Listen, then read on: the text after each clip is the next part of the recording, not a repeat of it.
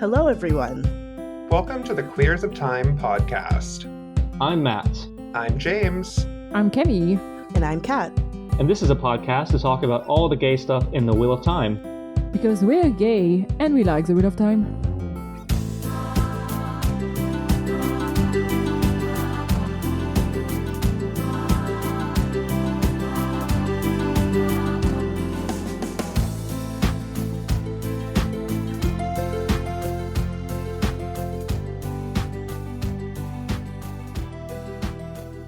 Thank you so much to our feral venerator of Moiraine, Lurks. Your support means the world to us. We'd also like to give a shout out to our behind-the-scene queers. Thank you to Travis, who does our transcriptions, and to Kevin, who does our promo. You all are amazing. After 30 plus episodes, we're finally going to have a series of episodes to discuss the Wheel of Time TV show. Since it's looking like Season 2 won't air until later this decade, we wanted to talk about the show that brought us all together and inspired us to make this podcast. In this episode, we're going to talk about Season 1, Episode 1, Leavetaking. This episode will be free of major book spoilers until the end of the episode, where we're going to have a small section discussing any long-term implications the changes might have for future seasons. I love the no Season 2 until later this decade. Yeah. Later this decade. It is technically a true statement. Like, if Season 2 came out tomorrow, it would be later this decade. That's true. Oh, the pedantry. But it's not gonna come out tomorrow, sadly. I mean, I wish. I would love... Can you imagine if they did, like, a Beyonce level just secret drop and just, like, we're just like, here you go. This is not good marketing, Sue. Oh, I know. It would be quite bad. Not everyone is Beyonce. I would actually argue no one is Beyonce. Did you actually see, like, there was an article that came out after that, like, there was a video game that came out with no promotion at all that is actually doing pretty well. And there was an article coming out, like, saying that, hey, maybe we should just not do marketing and all do, like, Beyonce can do that and this video game can do that. No. And everyone was, like, commenting, but you do know that not everyone is Beyonce. Yes, exactly. And, like, I think that video game, whatever, was it part of a series? Like a known name? No, but, like, basically, I think it got released, like, it got announced and then directly released in the middle of a big game convention. So it's not like... Oh, okay. Okay, that makes sense. Yeah, it came out of nowhere, but it didn't came out discreetly either. Right. So, yeah. Yeah, I don't think anything really... I feel like only... Beyonce is probably the only one who could get away with something like that. Taylor Swift, Beyonce, like... Taylor Swift, yeah, those two. They can do this kind of thing without any sort of teasing, but, like, with the amount of, like, video games, TV show, movies, if you don't have any promotion... Yeah, no, not gonna work. That's it. It's, as we've seen with the amount of shows that have gotten canceled. Yeah. Anyway. Turns out when you don't promote a show... Nobody watch it. Anyway. Yeah. Anyway. That doesn't sound right. It sounds fake. We shall proceed to the first of 4 segments. We are going to talk about our favorite moments first, and then foreshadowing, and then a little section that we like to call Change is Scary, So is the Drama. And then just the general comments, and that's going to be the spoiler section. Yeesh. It's not Change is Scary and So is the Drama. It's Change is Scary / So the Drama. Like from Kim Possible. Oh. So the Drama. Oh, I see. Okay. I'm James. I'm very sorry. This is now the second time in, like, a couple of days where I'm disagreeing with you here.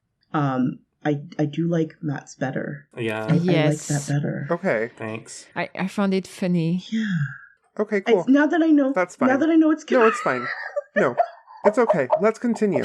We can't we can't see James at all. We can't see James's face at all. Let's continue. It's fine. Because they're diseased right now. One of their eyes is rotting out. So Yes, yes. They have a thing. we can't see them. My eyeball is literally just free floating and free balling with my eyes. Jesus. You're free balling with your eyes.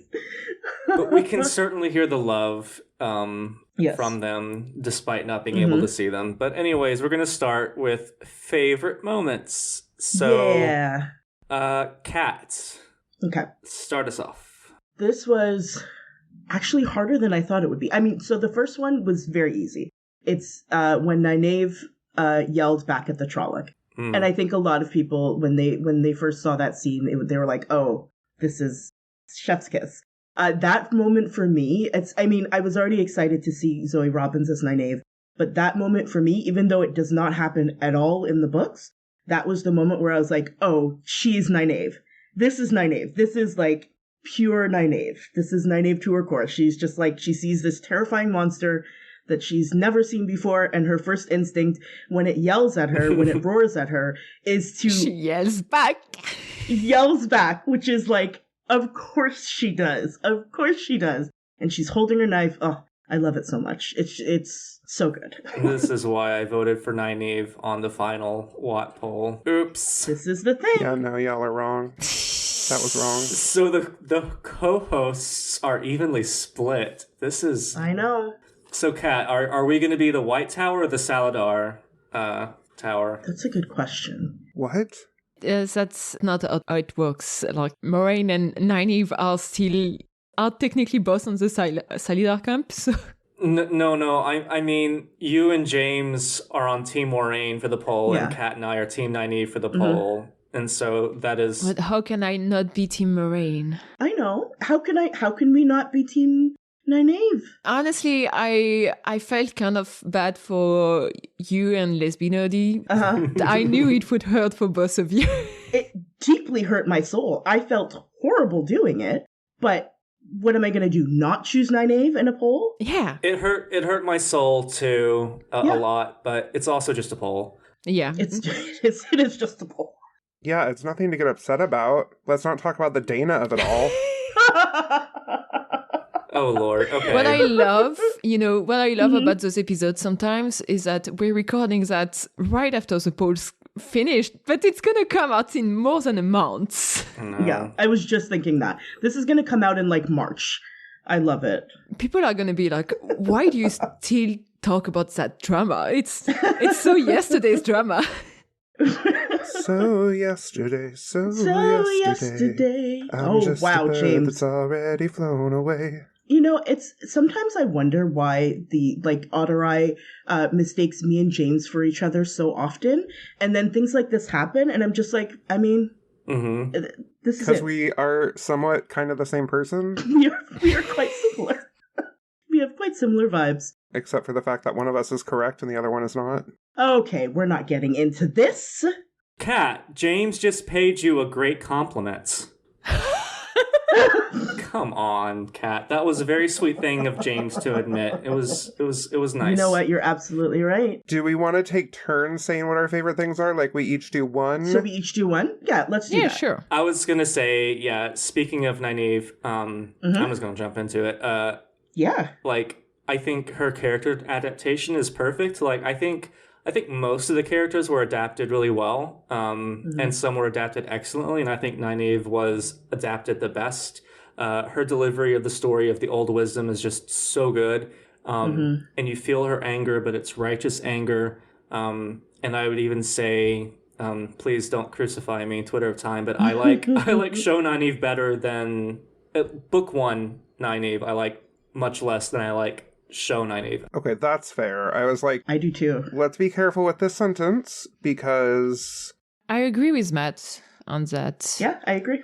Yeah. Especially early Nynaeve, I think that she's just instantly lovable. It avoids like having that nuance to her, the reason for her anger, avoids the, and I hate to bring it up, like the angry black woman trope, which a lot of us were a bit nervous about. Yeah. But they totally handled it beautifully, perfectly. So that was one of my faves. Yeah. She's Zoe. I cannot stress enough. Zoe Robbins as Nynaeve is just incredible, and I can't wait to see what she does with later Nynaeve. I mean, we're not even into Nynaeve as a character, into Nynaeve's arc, and just I'm excited. It's going to be amazing. Yeah, for sure. I think for me, Matt, you kind of touched on it, but like Moiraine and Nynaeve in the pool, that entire scene were just like, it was just power moves over and over and over by Moiraine. Like not letting her get up out of the pool, staring her down, And then the absolute, like, blueness of it all, where she was like, that makes you what, 25, 26? Because all she cares about is finding out who the Dragon Reborn is, and she can rule her out. Like, she's a curiosity, and Moiraine is just thinking of the ways that she can be useful to her, and she's not, like, letting her down, like, letting any give whatsoever, or not giving any whatsoever, and it's just, it's really an amazing scene that gives more to the dynamic of those two later on, because Nynaeve in book 1 was just, I'm mad. I'm mad. I hate everything. Yes. Yeah, that's something about the book. Sometimes I do things say lack of nuance, and I do think that Show Nynaeve so far has a lot more nuances than Nynaeve in the early books. So that makes her character a lot more compelling and interesting. Yeah, I agree. Yeah. And there's just like that pool scene, there's so much delicious tension. I love like a good tense scene where just like you have two people who have completely opposite points of view and they're just alone together and kind of like, I mean, in Nynaeve's case, kind of stuck there. Like because Moiraine was not letting her leave until Moiraine got what she wanted out of her. Right. Like, what is she going to do? Like, climb outside of the, go on the edge of the pool and get out? No. Exactly. She has too much dignity. Oh, exactly. And she would not ever let Moiraine, let Moiraine feel like she got the best of her in any way, shape, or form. Not at all. Yeah. I think one of my more of a general things that I like rather than a specific moment about this episode is just the general depiction of women in it, because there's so many different women and they all have very different things to do. Like you get women supporting each other with the woman circle scene. You get women being loud and laughing and drinking in the inn. You get women like that are ambitious. That's something that I like a lot about Egwene, because it's actually very rare to see women being ambitious and not being shamed for that. And that's also why I especially enjoy the scene with Egwene and Rand when they're like on the mountain and they kind of agree to break it off because that's something Egwene wants for her career. And Rand sure is sad about that, and in later episode is a bit more mad about it. But right now in this instance is he actually supports her. And it's so rare, like even in today's society, for girls to be allowed to have ambitious and not being disrespected for that. So that's something that I really liked. Yeah. And also like the women fight. We get like Daisy Conger and Layla being amazingly badass during the battle. We get Moiraine fighting magically. We get Nynaeve yelling at a Trolloc. And it's so different from the usual representation of women we get, especially in fantasy. So I really like that about this episode. Yeah, I know I remember seeing some people being like when the women were fighting the Trolloc at Winternight, they're like, oh, that's just shoehorned in and they're just doing it because of feminism and whatever. And just like, no, it's the way that the women are portrayed even early on in the episode. It is completely believable because the women, like the way that they're talking and laughing, and there's this bond that they all have with each other. Of course, they're going to do everything they can to defend their home, just like any other, like just like a man would, just like anyone would. And Daisy, I love Daisy Conger so much. Yeah. I was so delighted by her. She's great. Yeah. She's and especially that fight scene with all the women. It's, for example, it's very different to the fight scene is in Avenger Endgame, where it's basically the only time we get all of those women together and fighting because and that is really a woman power moment that kind of don't make sense because none of those women really talk to each other. They never met. Like, why would they particularly fight with each other in that specific moment? Yeah. And especially like the movie in itself doesn't really give us a lot of moments between women in general. So it's really like, oh, we're going to give them that. But that's not the case in this first episode. In this first episode, there's a lot of collaboration between women. There's a lot of bonding between them, and it makes sense for them to fight together too. Absolutely. That's literally what I thought of when I was just thinking about the people saying, "Oh, they're just threw that in there." The comparison was literally Avengers Endgame, where just like, yeah, like on the surface, it was fun to see. It was nice to see. It was cool to see all of these different characters coming together. But yeah, that now you want to talk about shoehorned in. That was shoehorned in. Like that was pure fan service. Which, like, I mean, again, it was fun to watch, but was it believable? No. I mean, I also don't understand that argument about how I like how you said it earlier. Ooh, feminism. Yeah. But like.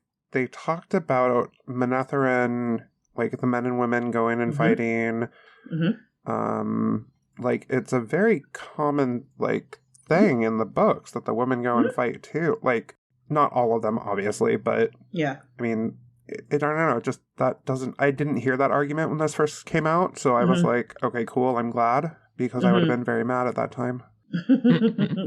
Yeah, I saw there weren't a lot of people who said it, but I saw a couple of the usual suspects with stuff like this, who always they want to find something to complain about and moan about and whatnot. Suddenly you see some women fighting, and that means that all the men are emasculated. Yes, exactly. Which is a wild, what a sad existence. That's what, oh my god. Well, they can be sad and die mad, but we will be happy with our favorite moments. And actually, all of us had the same one. Did we? I called it the Power Mommy Monologue. The Power Mommy Monologue, as it shall. Moiraine's big lesbian energy intro. Yes. That's an amazing intro. It is. I actually watched the episode again. What day is it today? Wednesday. I watched it Monday evening, and it's so good. It's the perfect way. I was wondering how they were going to start off the first episode, and I was not picturing this at all. But I think it's perfect. It works really, really well, and it works as a really nice bookend too. I'll talk about it a little later, but to the end of the season, or the last episode, and so good. And I'm just saying, like, the suspenders and the fingerless gloves. Yeah, queer women especially enjoy that moment. Yeah. I'm just gonna say, it's very enjoyable. Yeah, queer women really won in that first couple of minutes of that. We really did win. And hell, that scene almost proved that sexual orientation is changeable, because I know lots of gay men who are questioning themselves after that. Is this hero worship, or is this something else? Is this something more? James, you also liked Moiraine's monologue at the end of the episode, right? Yes, I think that was my big one, because it was already like a very emotional bit, and we'll talk about my next favorite part, which was the Winternight entire sequence. But I was already like emotionally damaged and drained from that. And then when she started with the the voiceover with the wind, and then she kept going, and like in this age called the third age by some, and I'm like, I'm already like a mess on the floor, bawling and sobbing, and then you go and do this, and I'm just like, oh my god. It was just very... Moiraine won this episode for me, obviously, but... Yeah, I agree. I would agree with that. It was a very, very good ending to it. Yeah. And I think every book reader, because that voiceover is in like an intro that comes so often that we all wanted to see a version of it, and I'm glad that we got this version. I'm curious whether they will give us more version of it in future season, but at least for season 1, I'm super happy that we got it. Yeah, I mean, I think in my brain, I just assumed if we were going to get it, it would be at the beginning of the episode, or at least close to the beginning of the episode. But I think just with the way the pilot is structured, it works beautifully at the end. Yeah. With them just leaving and Moiraine's voice, like Rosamund Pike's soothing voice as Moiraine just like carrying us out. Rafe, if you're listening to this, you should have the end of every first episode of the season end with the monologue from a different character. Ooh, I love that. That is what you should do. I don't charge a lot for writing, Rafe, if you want to hire me. There you go. Just pay my rent. Listen to this man. The rest of our favorite moments sort of lead into each other chronologically, so I might just start the end with mine and go on and so forth. But because we all, I think, agreed that Winternight and the monologues and the character action around there were fantastic. Yeah. I thought that the shift into a really dark tone with Nynaeve and Egwene on the bridge was great. And when I was rewatching, because like they're listening to the wind and it's, something bad is coming. I'm like, please, dear God, don't let them say a storm is coming, because literally every fantasy series says it before battle says it, and it's just so cliched and overdone. But they didn't do it. No. Nynaeve was just like, how you feel? And Egwene's like, not good, girl. It's bad. And then we cut to the Trollocs and land fighting the Trollocs. And the tonal shift was just perfect. And then Winternight happened, and I wrote in my notes, rip Tom the Villager, you were sort of cute. Yeah. And then you're dead. So that was, I loved how they just like, everyone was happy, dancing, having a joyful time, and then over. That's it. And then horror begins. Horror ensues. Bye, red shirt. Bye, red shirt. So I actually made more comments about the hotness of the characters. I think the first draft of this was half of it was me pining over Yosha, but I had to give Tom the Villager some credit for being attractive before he was killed off. Yeah. There you go. So the funny thing is that because between this scene with Nynaeve and Egwene on the bridge and the Winternight battle, there is an important scene in between that is not tense but just sad, and it's really like Tam's monologue and the what do we call that again? The lanterns? Yeah, the ceremony with the lanterns. Bell time. Yes. And that's what I'm here for, everybody. Thank you, James. The obscure knowledge. I had the name like 10 minutes ago. It just sometimes names disappear.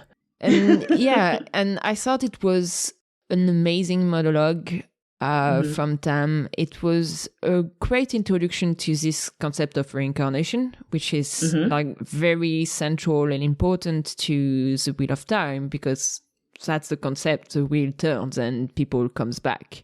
So it was a nice way to introduce it, and it was well done too, because it's like we keep switching between different characters as Tam monologues keep going on. Some sentences are very connected to those characters. Like we get Rand with a heartbreak, I think, and it just broke up with Egwene, basically. And the soundtrack was like beautiful, amazing. There's a few moments in this episode where I'm just really into the soundtrack, but Tam monologue and the cello that is behind that, that's one of my favorites one. Yeah. Always hits me right in the feels. Have we talked enough about Winternight?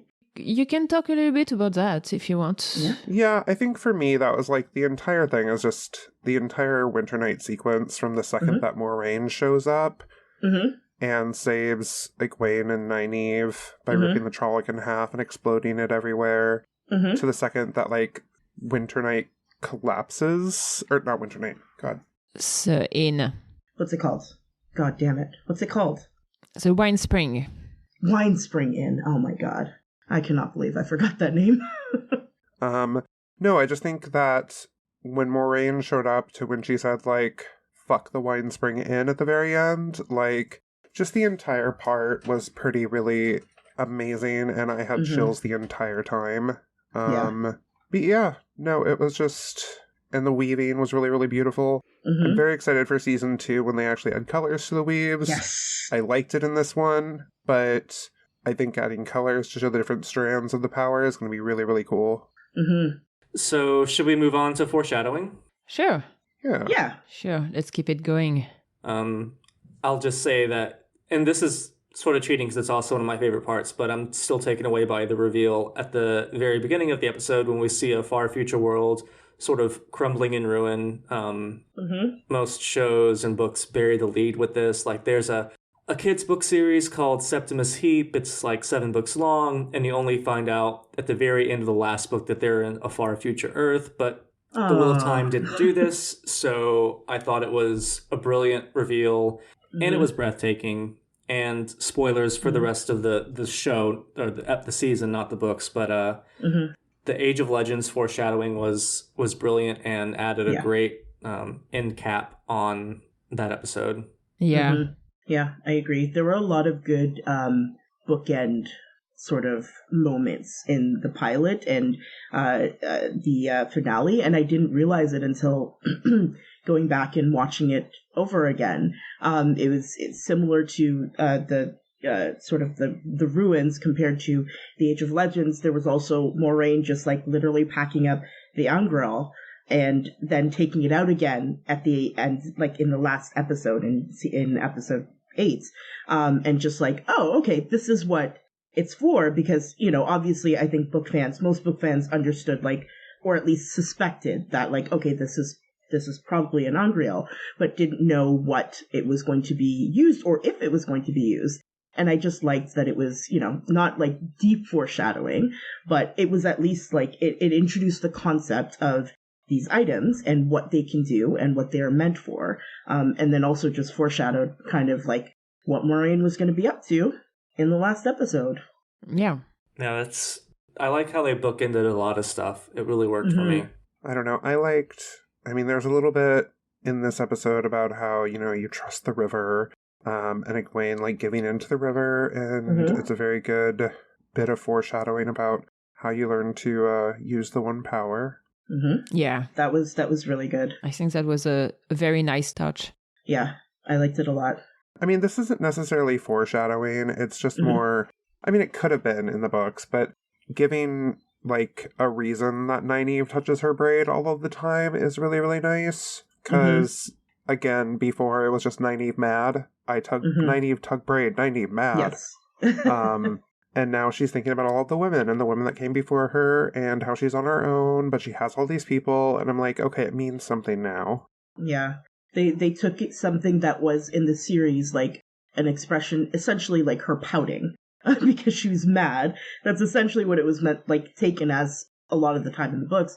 But now it's been sort of given more to it as something that grounds her instead, and reminds her of, okay, this is things are difficult right now, but I have this with me. And I agree. I liked that change a lot. Yeah. I mean, speaking of Nynaeve, she also Rand has a bit about how it's a lonely life being a wisdom, no husband, no kids. And that's echoed later by Lan or Nynaeve. I don't know who says it. I think it's Nynaeve that says it to Lan in episode 7. So it was a nice little bit. Yeah. Yeah. I love it when shows do that, when characters echo each other in different, and especially when it's like in somewhat different contexts. It's just I just like it. It's I think they did a lot to sort of and this doesn't really fit in with foreshadowing, but they did a lot to really connect the 5 of them, like the Emond's Field 5. They did a lot to sort of tie them together and actually show what bonds them together. Whereas and sometimes I think especially at the beginning, you don't always feel that sort of bond, but I think they really showed how, you know, they are a family. They're not related, but they're really, really bonded, and they're a family, and Yeah, especially for the 3 boys. I think they really did that well with that scene in the inn, and then later when they give money to Matt for the lanterns. It's it was beautiful. Yeah. And all of that centered on Matt's luck, which I think is It's fun. Yeah, there was a lot of Matt foreshadowing with Matt's luck, and watching Matt play dice and lose at playing dice was delightful for me. Mm-hmm. I really enjoyed that. It was fantastic. Yeah. And just funny because like it didn't have any luck today, and that's something that Rand commented on. But like when he's actually trying to get his sisters, he somehow managed to avoid every Trolloc, and he fell on one of them, and it doesn't even matter. It's completely unscratched, and I think there's seem to have a little bit of luck there. So when I read that, when you wrote that in the Google Doc to me, I didn't even think of that. But that is a really good point, because it's he dodged, he was able to duck and dodge through, and sure it was very chaotic, but like people were getting eaten and like slashed at all around him, and not only was he able to get through all the Trollocs, his sisters were unscathed in this. And he managed to find them very quickly. And he found them really quickly. And so, that's so good. Yeah. This is a good show. This is a very good show, guys. Yeah. What I appreciated, and spoilers for the show, not the book, but what I loved is, so when Lan asks Moiraine, which one do you think is the dragon? And the show cuts immediately to Egwene, right before bringing Rand onto the scene, is such a good misdirect, because like, perfect. If I were a new show watcher and I didn't know who the dragon was, my best guess would be either Egwene or Rand, just based on how they structured the episode. But it also really, not only is it a good misdirect, but it also, because that misdirect carries on later in the season, where we think that Egwene has channeled in the ways, but it was Rand. Yeah. I do think it's interesting, like, because so there's this misdirect between Rand and Egwene, but like when you look at Tam's monologue, there's this moment where he say doing better than the last time, and the camera is really focused on Rand at that time. Yeah. And I find it's a nice touch, considering that Rand is a dragon reborn, and whose predecessor kind of led to the breaking of the world. So if you look, there's a lot of clues that it's Rand. Like there's the clues are all over the place that it's Rand, but the way they structure it and the way that they misdirect, I mean, I'm jumping ahead a couple episodes, but at the end of episode 4 with Nynaeve, I remember my partner turned to me and was like, so she's the dragon then? And I was like, we'll have to see. Let's watch and find out. Let's watch and find. It's I gave them a WAFO. Exactly. WAFO. A watch and find out. Okay, maybe let's go to the next part then. Yeah, I'm like, speaking of Nynaeve being the dragon. Change is scary. So is the drama. Yeah, I kind of like that. I kind of like that title. Sorry, James. No, it's fine. It's fine that you're wrong. And I see that you actually changed it in the doc, so it's like I never existed. Oh, no! Oh, no! That's a little bit dramatic. No. James has the them flu. You know, they're sick, and now everything goes wrong. Everything is contrary, and it's just the worst thing in the world. Pink Eye's bad, actually, but I'm just proud of myself for coming up with the them flu instead of the man flu. The them flu? Yeah, just like you came up with so is the drama. Good job. Anyway, moving on. Anyway, diversity. Diversity, yeah. Yes. 5 tavern. A girl maybe is a dragon. Gosh. That was the biggest thing, and people were so mad, and it was so amazing. People were losing their mind. And what's wild to me is that there were people who genuinely were concerned for even a second that Rand would not be the dragon. That was bonkers to me. Yeah. Here's the thing. I would have been okay if they made Rand not the dragon. Like, honestly, I trust Rave with pretty much everything at this point. I would not have been happy. I think it would have been a very big change that would have been very hard to work at. It would have been a big change, but I would have defended him. You're a Rafe apologist, is what you're saying. Yes. I was of the opinion that there was never any question in my mind that Rand would not be the dragon, and people who were worried about it were being a bit reactionary, but also I would have not defended Rafe had he changed the dragon. I just don't see why that would be necessary. But that would have been that would have been more my question. It's that, like, why is this why did this have to change? Because the changes that I think they made, I understand why they made them. I may not like all of them or agree with all of them necessarily, but I understood exactly why they made them. But that, I think, like, I would have questioned, like, okay, why are we making this change? What is the reasoning behind it, you know? The big mad thing that I loved is the fact that the show is the woke of time because it's a diverse cast, and you know what? I hope those people keep the sheer race. Were you guys around when the cast was announced? Like, yes, gosh. We were around for all that. It was bad. They said sorry. They were like, they have the audacity to let Negroes into my fantasy. Yeah. And just the way they're like, no, not this. I'm sorry, Matt. Are you okay? No, I just thought of something really bad, and we're just gonna go past that. We're not gonna. Okay. The wheel of time, more like the white of time. The white of time. Am I right? Am I white? Am I white? God. Yeah, so the diversity was fantastic. I mean... Yeah. Yeah. Yeah, when that was originally announced, I remember there being, like, just this huge thing, and then...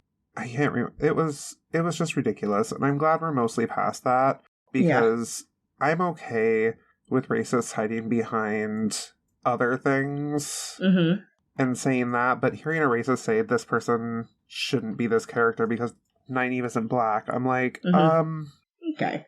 You're just outright. You're just saying the thing. You're just saying the thing. You're speaking the quiet part out loud. You're not even trying to be creative about it. Yeah. You're just saying the thing. Yeah. Just so if anybody's listening, and I've said this on Twitter, and I'll say it on the podcast, if you have a problem with them changing the races of the characters, you are a racist, you are a bad person. If there is a hell, you are going to it unless you repent. I am sorry to tell you that, Matt, but those people are not going to listen to a queer podcast. Well, this is true. I don't know. There's a lot of log cabin Republicans out there. Well. Oh, yeah, true. Also, is this really changes? Is that a change?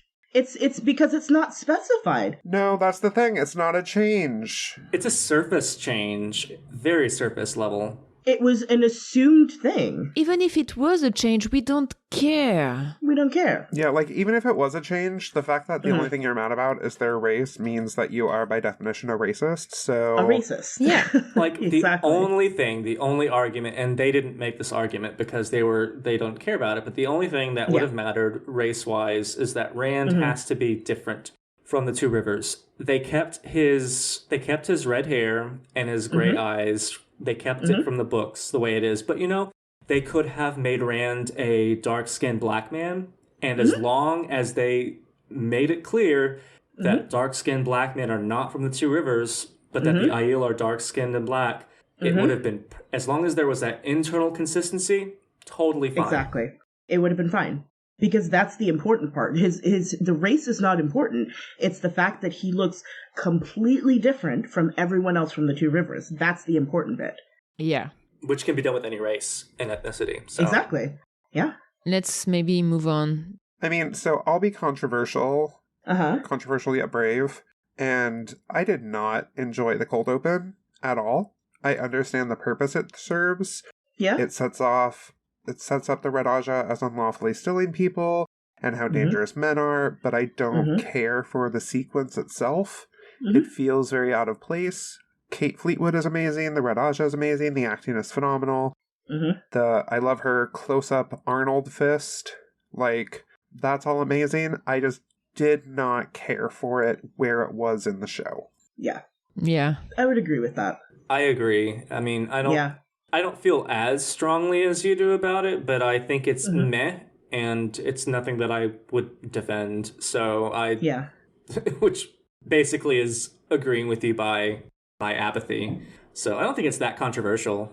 I don't mind it, but it made me laugh a lot that people were offended by what Leandrid said. That was very funny. That was very funny. She's basically a TERF. Like, yes. Exactly. Yes. It is a well-established fact. Like, she is the J.K. Rowling of the Wheel of Time. Not J.K. Rowling. Not that. No. Oh, no. James, what have you done? I'm just saying, like, that is, like, I don't know why people are big mad. Yes. But yeah, no, that was it. I love Kate Fleetwood. I would literally, like, quit my job if you needed, like, a servant to just, like, lick your boots or something. Like, I would do that. But I didn't love this scene. Yeah. Okay. Yeah. The placement of it was odd. I think if they had put it almost anywhere else in the episode, I think it honestly would have worked better. Yeah.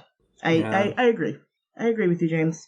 One change that I actually like a lot, and I know it made some people pissed, it's what they done with the Carson family. Oh, yes. Because Matt is a character that is despicable in the first 3 books. I'm sorry to say that. He just wants to have fun in the first book and does very stupid shit for that. And then he's just an asshole to everyone, and that's it. Yeah. And it stayed like that for a long time. It feels very egoist on some point. And here you get someone that deeply cares about his family. And sure, he does some controversial thing. He gambles a lot. He steals in order to get some money. But he does that because he's trying to get money for his sisters that he needs to feed because his parents are shit. Yeah. We don't know yet, we don't know whether there's a reason for why they are shit. Like, there's, like, the lantern scene will always make me wonder whether, like, there was actually a sibling between Matt and his little sisters that maybe could have died from channeling or something like that. We don't know. Yeah. Some reasons that would make Abel Cousin be that shithole and Natty Cousin to be a drunk. We don't know. Maybe we will find out at some point. But I do like that those characters are, like, his parents are very different from other parents. You have some good parents, you have some bad parents. That happens. This is also something that happened in real life. And it gives some good opportunity for, like, whenever we come back to the Turiverse. Abel Cousin could definitely have a redemption arc. That's totally something that is that is feasible. And who knows, that could be very interesting to see. So yeah, it really could be. Yeah. I agree. It gave Matt a lot of depth, I think. Yes. Yeah, because Matt is just a scoundrel, shitty person just because that's what heterosexual men like. They like the little scoundrels and the little rogues and the little, like, shitty people that have no reason for being shitty. Sorry. Yeah. If everyone... Like, everyone's going to be mad at me for that. That's okay. I can take it. I hate Matt. Like, I just hate Matt. Well, Jesus. Thanks jeez. My God.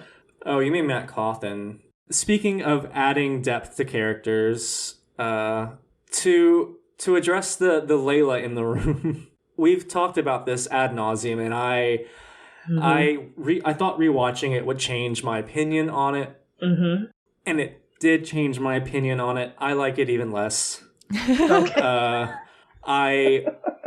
it's not just from a fridging the wife standpoint. Not only did they, and this is going to be the part where I'm going to probably get some flack from some people, but not only did they do a trope that was tired, they did it poorly. Why do we care about Layla? Okay, so she looks a bit sad and morose in the forge. Okay, what does that tell us about her? Nothing.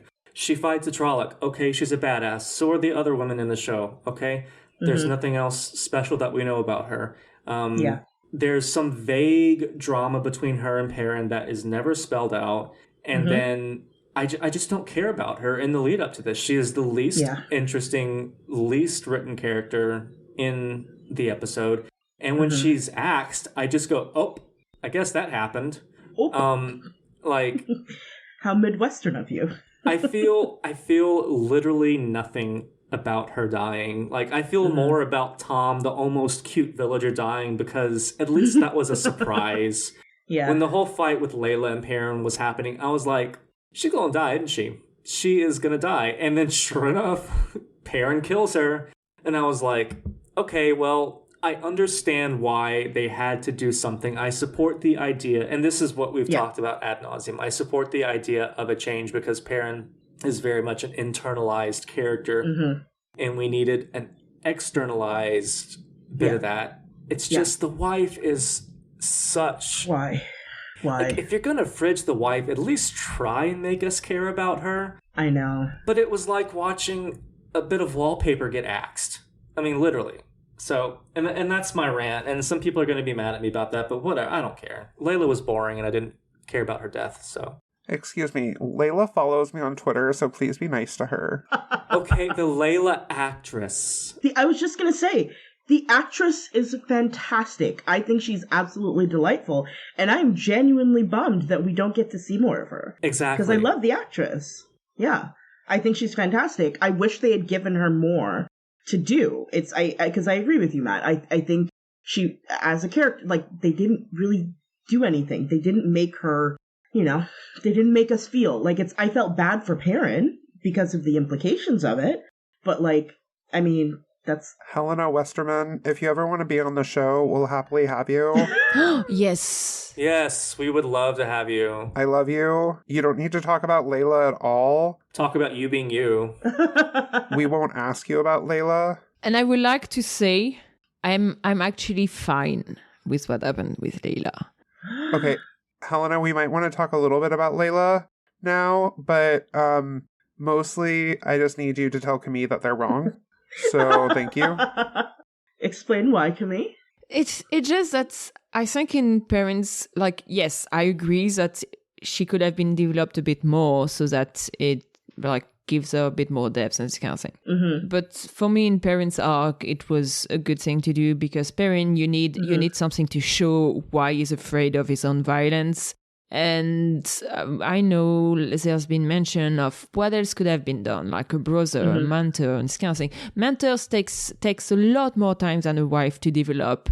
And brother, you lose the thing that it's his partner that he's losing. It's his wife. And we know that, like, Perrin struggled like in the rest of the books about, how to agree that other people actually can love him and want to support him and want to fight with him. He has a tendency to be very much overprotective and this kind of thing. Yeah. And at least now we know why. Yeah. It does. I am 100% on board with the reasoning behind it. I like the reasoning behind it. I just hate, it's just frigid. It's just, if you're going to do a shitty trope, at least make it like a somewhat interesting, or like, at least like fridging, really? Yeah, but like, I mean, does that mean that nobody can lose their wife anymore? Of course not. But like fridging is a very specific thing. It's not just like a wife dying or a spouse dying. Yeah, but like generally the fridging is more like an antagonist killing someone's wife in order to trigger the protagonist. So it doesn't have to be. It's usually what's like originally that's what's happened. It's like my point is that if you're going to fridge the wife, please, dear God, at least try to make her interesting. You make your point. You made your point. I'm also allowed to disagree. That's fine. And we have 5 minutes left, so let's move on. James, I do like what you were writing about the Two River folks, and I think it's nice to talk about that. On a different subject, I liked that the Two Rivers folks were not nearly as backwoods as they were in the books. For something being so ingrained in the world, like Aes Sedai and the idea of reincarnation, it doesn't make sense for them to not know about it at all. So it's nice that Meryn recognizes what an Aes Sedai ring is and knows who an Aes Sedai is.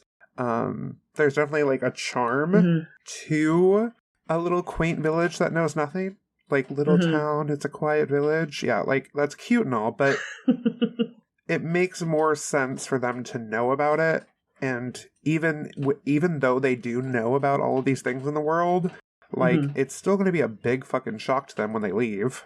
Yeah. Of course, yeah. Of course, yeah. So, yeah, I think it's amazing. It made me very happy. Yeah, I think that was a good change. And also they fuck.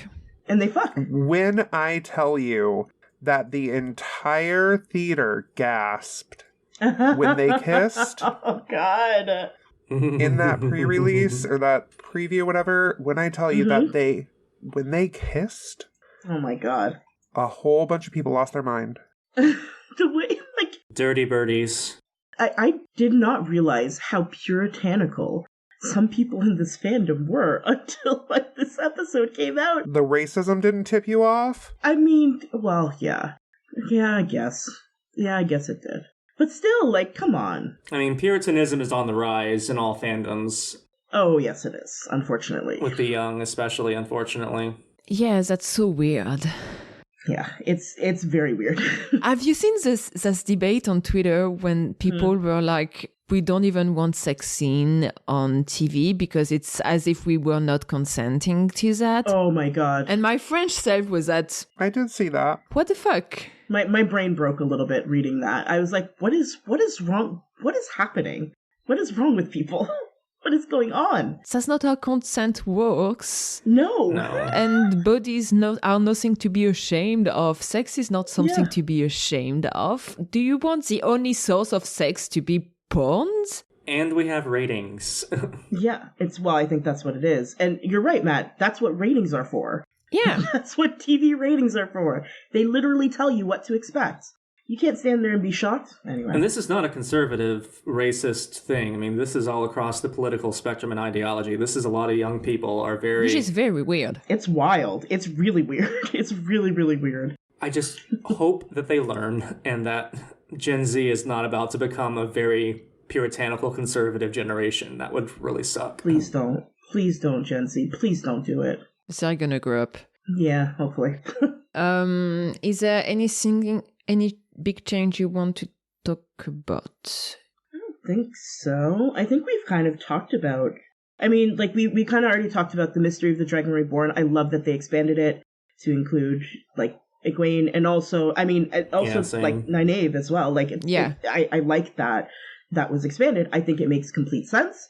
I would have loved if that was the way that it happened in the books. And I said it. Yes, I agree. Yeah, I think I agree. Mm-hmm. Okay, let's maybe end this episode by some quick comment, like your quick last comment regarding that episode. Mm-hmm. Overall, it's not my favorite episode, but I think it's none of this is Rafe's fault. I think it suffers only from Amazon's restraints on Rafe's creative vision, but it's very solid and it's a worthy beginning to the series. I felt most connected with Moiraine, Rand, Egwene, and Nynaeve, which is fine because they're my favorite characters. Overall, I think it's a good episode. It's solid. And a average episode of The Wheel of Time is leagues better to me than a lot of what we're getting on TV. Like, give me a substandard episode of The Wheel of Time over any reality show crap.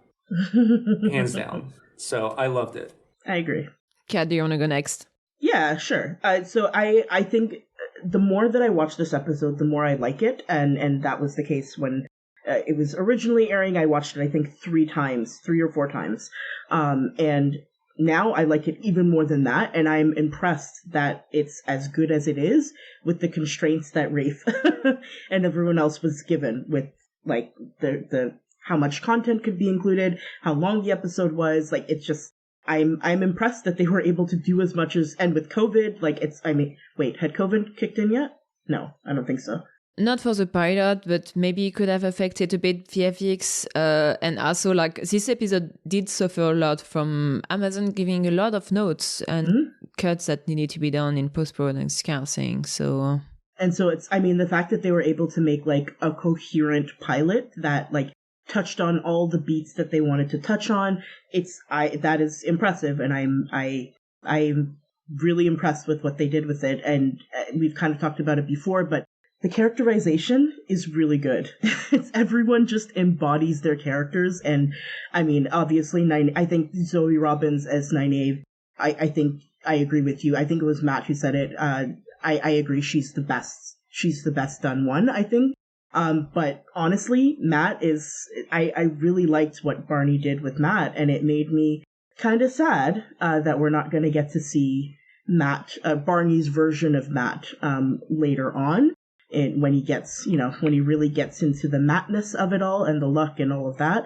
But it also made me very excited because I think Donald is gonna. He's hot. I mean, sure. That's all that matters. Yes, that's all that matters. It's no act, just pretty face. Just pretty face. That's all that matters. But yeah, I think Matt's setup as a character in this episode is my favorite. I think that Zoe Robbins as Nynaeve's character, like the way she brings Nynaeve to life, is my favorite. But I think the setup for Matt as a character it's really, really well done, and I enjoyed it a lot. It's good stuff. For me, I think it was the best battle sequence of the entire season. Like, better than anything in episode 7 or 8. Yep. And episode 4. I think it's definitely the nostalgia factor for me. Like, and the fact that it's Moiraine doing all of this, like, it's iconic for me. And I think overall, it's just a really, really good battle sequence. Overall, I think this is probably one of my favorite episodes. I would rate it like a 9 out of 10. Ooh. And only parts taken off are because of Layla and because of the cold open. So, that's it. But I don't think they could have done a better job with the first episode, because I think it's an impossible book to adapt, and to introduce people to it at all is going to be difficult. So I think they did a really good job with it. Yeah, and there's so much to say in a short time. And I know some people wanted this episode to be longer, but I know quite a few non-book readers who actually stopped in the middle of the first episode. It was long for them. So yeah, pilot is the hardest thing in a TV show. Like, they're tricky. Especially for fantasy, where there's so many things to set up. Yeah, you gotta set up the plot, you gotta set up the magic system, you gotta set up the characters, it's a lot. Yeah, and except that my only comment about this episode is did Brandon Egwene actually do the dishes or not? Because that's a big unanswered question, and I'm sorry to say, like... Something got scrubbed. Yeah. No. On this, thank you so much for listening to this episode of Queers of Time podcast. If you liked our show, please give us a review on Apple Podcasts. You can also follow us on Twitter, Instagram, and TikTok at Queers of Time, and on our Discord server. If you're able, we'd love to have your support to Patreon. We've got a lot of nice benefits there, and this helps us cover the cost of producing the podcast, so thank you. Something got scrubbed. Something got scrubbed. Episode title. That's a good one. Thank you all for listening. This was Queers of Time, a Wheel of Time podcast. The music is Dance of the Witches by Julius H.